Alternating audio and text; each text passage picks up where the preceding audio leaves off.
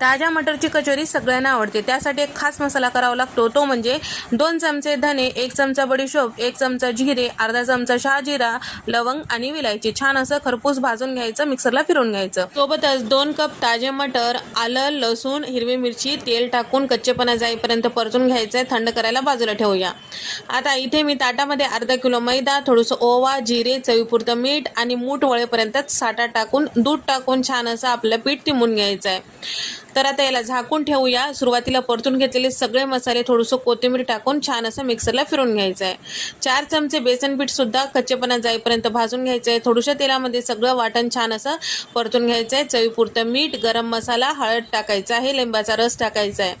त्यानंतर आता आपल्याला नेहमीच्या कचोरीप्रमाणे आपल्याला हे कचोरी तयार करून घ्यायचं आहे। कमी गॅसवर छान लालसर होईपर्यंत तळून घ्यायचं आहे, गॅसचा फ्लेम मोठा करायचा नाही। तर हे पूर्ण रेसिपी तुम्हाला जर डिटेलमध्ये पाहायची असेल तर चॅनलवर जाऊन पाहू।